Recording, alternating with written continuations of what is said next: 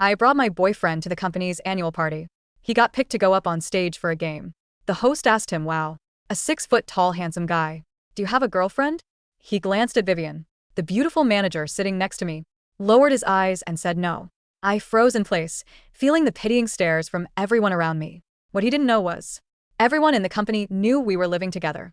And my manager was the first one to find out. Because she's my best friend. Ethan won third prize tablet.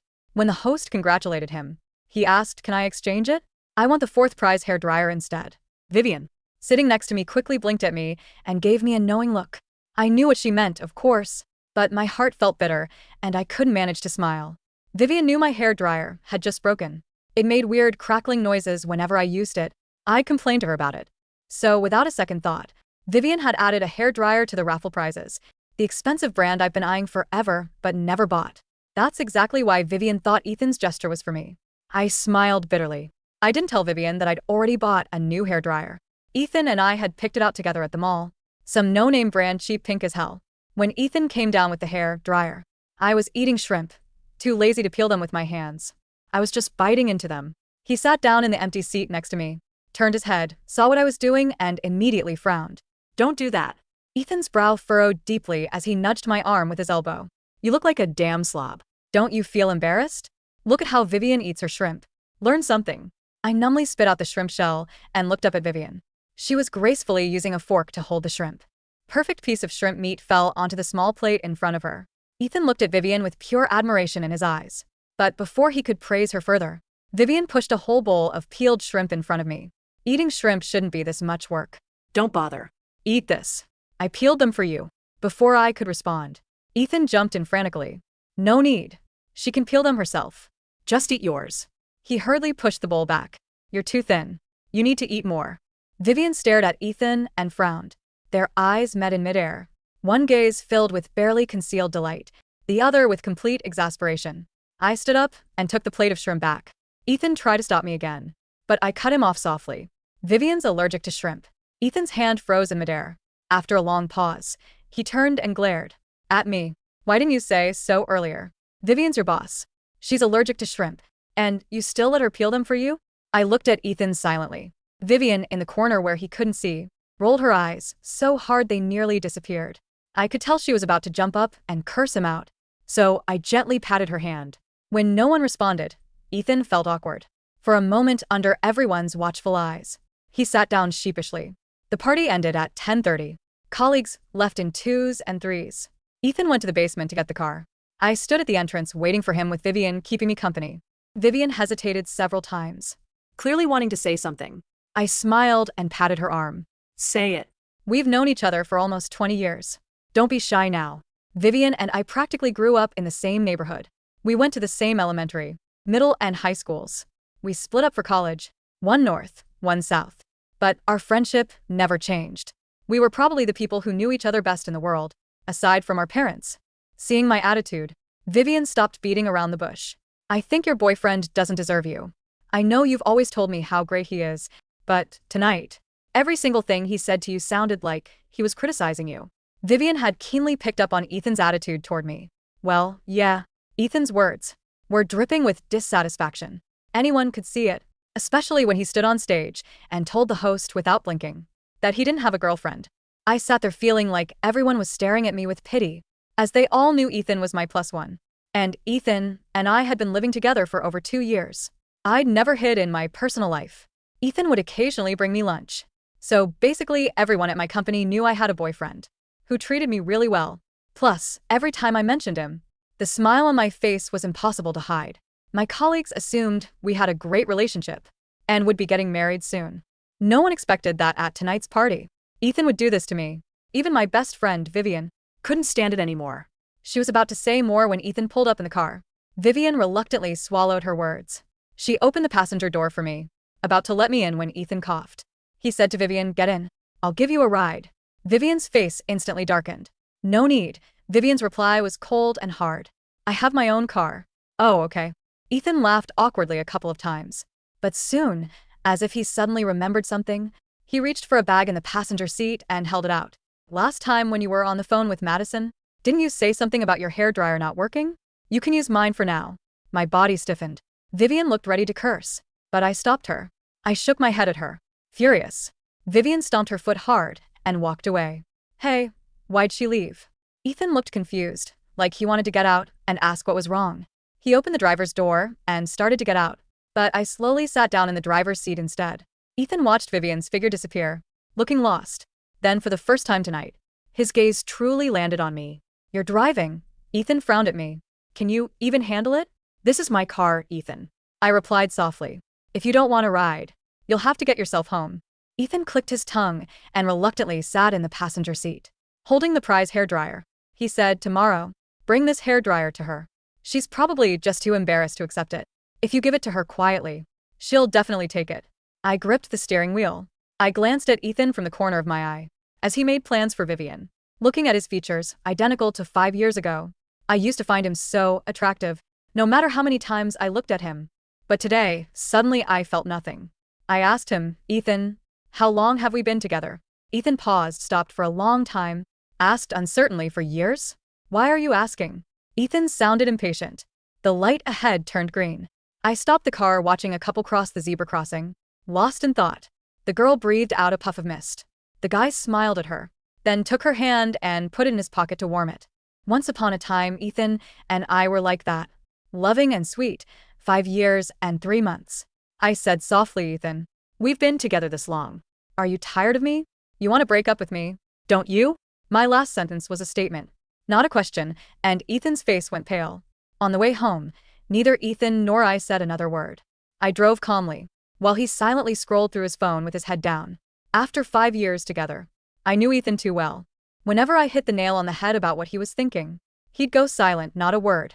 No matter what I said next, Ethan would just respond coldly. I have nothing to say to you. He'd never admit he was wrong. Never. Unless I offered him a way out.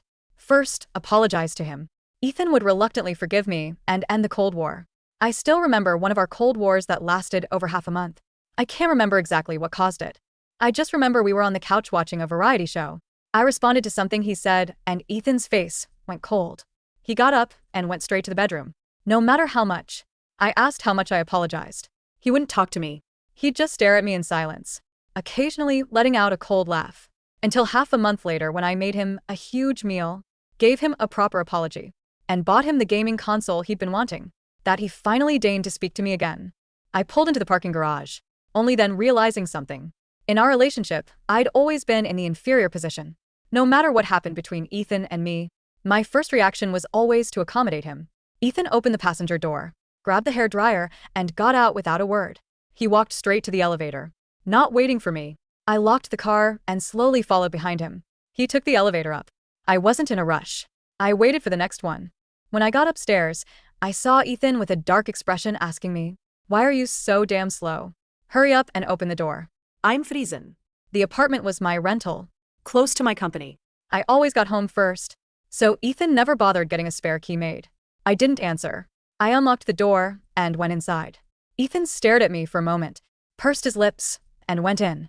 He was planning to continue the Cold War, waiting for me to let it go on my own. But I called out to stop him. Ethan, let's break up.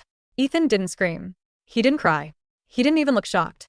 He just looked at me with a mixture of amusement and annoyance, the way a parent looks at a toddler throwing a tantrum in a supermarket. Don't be dramatic, Madison, he scoffed, kicking off his shoes. I'm tired. I don't have the energy for your little tests tonight. He walked past me, heading for the bedroom. The sheer dismissal of it, the absolute certainty that I wasn't going anywhere, sent a chill down my spine that was colder than the winter air outside. I'm not testing you, I said, my voice steady. It surprised me how steady it was. Pack your things. I want you out tonight. Ethan stopped. He turned around slowly, the amusement fading into a dark scowl. It's 11 p.m. Stop acting crazy. We'll talk about whatever imagined slight you're obsessing over in the morning. The slight, I repeated, walking over to the closet and pulling out his suitcase. I threw it onto the floor. Was it when you pretended you were single in front of 300 people? Or when you tried to flirt with my boss? Or maybe it's the fact that you've been living off me for 2 years and haven't paid a single utility bill. Ethan laughed, a sharp, barking sound. Oh, so this is about money? You're bringing up money now? I thought you weren't shallow. I'm saving for our future, Madison. There is no future. I started grabbing his clothes from the hangers, his shirts, the expensive jacket I bought him for his birthday, and shoving them into the bag. He rushed over and grabbed my wrist. His grip was tight, bordering on painful. Stop it. You're being hysterical. Look, I'm sorry I didn't introduce you on stage, okay? I panicked. I didn't want to make it awkward for you since you work there. I was protecting your professional reputation. The gaslighting was so practiced, so smooth. 5 years ago, I would have believed him. I would have felt guilty. Let go of me, I said quietly. He didn't. You're just jealous because Vivian gave me a prize. You're jealous of your own best friend. That's ugly, Madison. Really ugly. That was the breaking point. I yanked my arm back, adrenaline flooding my system. Vivian didn't give you that hair dryer. She put it in the raffle for me. And you know what? Keep it. Take the dryer, take your clothes, and get out. If you aren't gone in 10 minutes, I'm calling the police and telling them there's an intruder in my apartment. My name is on the lease. Only mine. Ethan stared at me. He was searching for the crack in my armor, the hesitation. But for the first time in 5 years, the fog had lifted. I saw him clearly, a leech in a handsome skin suit. Fine, he spat, grabbing the suitcase. You want me to leave? I'll leave. But don't come crawling back to me when you realize you threw away the best thing that ever happened to you. You think you'll find someone else at your age? Good luck. He shoved clothes into the bag, haphazardly. He stormed into the bathroom, grabbed his toiletries, and I noted with a dark smirk, the Dyson hairdryer box. At the door, he turned one last time. You're going to regret this by tomorrow morning. Leave the key, I said. He threw the key on the floor. It clattered loudly against the hardwood. Then he slammed the door so hard the walls shook. I stood in the silence of the hallway for a long time. I waited for the tears. I waited for the crushing heartbreak. But all I felt was the quiet hum of the refrigerator and the overwhelming ability to breathe. The next morning, the office was buzzing. The annual party was always the main topic of gossip, but I could feel the eyes on me as I walked to my cubicle. They had seen Ethan on stage. They had seen his denial. I sat down and opened my email. Morning. I looked up. Vivian was leaning against my cubicle wall, holding 2 coffees. She looked impeccable as always, but her eyes were sharp, scanning my face for damage. Morning, I said, taking the coffee. I broke up with him. Vivian paused. Then a slow, predatory grin spread across her face. Finally, I was about to hire a hitman. I laughed, the sound bubbling up naturally. He took the hairdryer. Of course he did. That cheapskate. Vivian pulled up a chair. Where did he go? I don't know. Don't care. Well, Vivian tapped her chin. I might have an idea. Check your phone. I pulled out my phone. I had blocked Ethan on everything the night before, but Vivian handed me hers. It was a screenshot of an Instagram DM. Ethan had messaged Vivian at 1 a.m. Ethan, hey Viv. Sorry about the awkwardness tonight. Madison went a little crazy after the party. Insecurity, you know how it is. She kicked me out. Just wanted to say, thanks for the prize. I know you switched it for me. I picked up on the signal. Winking face, let's grab a drink sometime, just us? I stared at the screen. The audacity was so immense it was almost impressive. He thinks you like him? He thinks I'm the upgrade, Vivian said, rolling her eyes. He thinks the only reason he was with you was that he hadn't met a woman of his caliber yet. Men like him always think they are one conversation away from marrying an heiress. What did you reply? Nothing yet, Vivian said, her eyes glinting with mischief. I wanted to ask you first. Do you want me to block him? Or do you want to have some fun? I looked at the winking emoji in Ethan's message. I thought about the 5 years of my youth I had poured into him. The shrimp he forced me to peel. The way he called me a slob. Don't block him, I said. Let's see how far he'll go. Over the next 2 weeks, my life improved in tangible, quantifiable ways. My grocery bill was cut in half. My apartment stayed clean. I didn't have to watch terrible action movies or listen to complaints about my cooking. Ethan, however, was busy. Since he was technically homeless, sleeping on his friend Mark's couch, I heard from a mutual acquaintance, he was putting all his energy into networking. Vivian showed me the messages daily. Ethan, hey Viv, saw you posting about that new French bistro. I'm a connoisseur of wine myself. We should go. Ethan, Madison is still trying to text me, begging me to come back. It's sad, really. I need a woman who is independent. Like you. He's lying, I said, reading the text over lunch. I haven't spoken to him once. I know, Vivian replied, slicing her steak. I replied to him today. You did? Yep. I told him I'm hosting a small gathering for my inner circle next Friday at my place. I told him to come. My stomach dropped. Viv, I don't want to see him. Oh, you won't be there as his ex, Vivian smiled, sipping her wine. You'll be there as my guest of honor. And he's going to realize exactly where he stands. Vivian's apartment was a penthouse that overlooked the city skyline, a place Ethan had only seen in movies. When he arrived, he was wearing his best suit, the one I paid for. He had clearly groomed himself to perfection. He walked in holding a bottle of wine that I recognized as a $12 blend from the corner store. I was already there, sitting on the velvet sofa, holding a glass of champagne. I was wearing a dress Vivian had helped me pick out, sleek, backless, and devastating. When Ethan saw me, he froze. His eyes darted around the room. There were about 10 other people there, mostly high-level executives and friends of Vivian. "Madison," he hissed, walking over to me. "What are you doing here? Are you stalking me?" I took a slow sip of my drink. I was invited. Unlike you, I didn't have to beg for a DM reply. "Listen," he lowered his voice, looking nervously at Vivian, who was across the room entertaining guests. "Don't make a scene. I know you're obsessed with me, but Vivian and I have a connection. Don't ruin this for me, and I might consider unblocking your number later." I stared at him. It was fascinating. He genuinely believed that reality was whatever he decided it was. "Ethan," Vivian called out, her voice melodic. She glided over. Ethan straightened up, puffing out his chest. "Vivian. Lovely place. Just like you." "Save it," Vivian said, her smile not reaching her eyes. "I brought you here because you have something of mine." Ethan blinked. The hairdryer? You want it back?" He laughed nervously. "I thought it was a gift. A symbol." "No," Vivian said, her voice dropping the pleasant facade. "You have my friend's confidence. You stole it for 5 years, and I'm here to watch her get it back." The room went quiet. The other guests, who had been chatting, stopped and turned. They were all in on it. "I don't understand," Ethan stammered. "You told me Madison was begging for you back," Vivian said, pulling out her phone and projecting the screen onto the large TV on the wall via AirPlay. There, in 4K resolution, were his pathetic texts. "She's so clingy. She's a slob. I deserve someone high class. Madison is the best manager of operations this company has seen in 10 years, Vivian announced to the room. "She was promoted yesterday. Did she tell you?" Ethan looked at me, his jaw slack. "Promoted? And you?" Vivian stepped closer to him. "You are an unemployed man-child who leeches off successful women. You thought I gave you a hairdryer because I liked you? I added that prize because Madison's broke and she told me she wanted it. You stole a gift meant for your girlfriend because you are too selfish to buy your own appliances." Ethan's face turned a violent shade of red. You led me on. You invited me here. I invited you here to give you this." Vivian handed him a bill. He looked at it. "What is this?" "An invoice." Madison did the math. "Rent, utilities, food, the car payments for the vehicle you drove for 2 years. Half of everything. It comes to $42,000. Ethan crumpled the paper. "You're crazy. Both of you are psycho bitches. I'm leaving." "Please do." I spoke up for the first time. I stood up. I didn't feel small anymore. I felt tall. "And Ethan?" "The shrimp allergy." He stopped at the door. "What?" "Vivian isn't allergic to shrimp," I said calmly. "We lied to you at the party. She just wanted to see if you'd let your boss serve you while your girlfriend sat there hungry. You failed." Vivian grabbed a shrimp cocktail from a passing tray and popped it into her mouth, chewing with exaggerated delight. Delicious.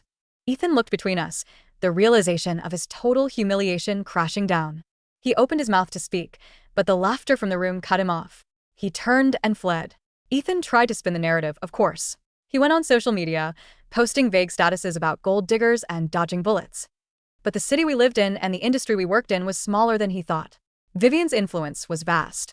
Word got around that Ethan was not only unprofessional, but a liability. 3 months later, I was walking out of the mall with a new purchase, a high-end espresso machine I'd always wanted. I saw him. He was working at a kiosk in the center of the mall, selling phone cases. He looked tired. His hair was messy, and the spark of arrogance was dimmed. He saw me, too. He saw the shopping bags. He saw the way I walked, shoulders back, head high. He took a step toward me, an instinctive reaction. "Madison?" I didn't stop. I didn't slow down. I simply adjusted my sunglasses and kept walking. I heard him call my name again, a little more desperate this time. But I was already thinking about where to put the espresso machine and whether I should invite Vivian over for coffee or cocktails. The bitter taste that had been in my heart for 5 years was finally gone, replaced by the sweetness of total, absolute freedom. I didn't need a game show prize. I had already won.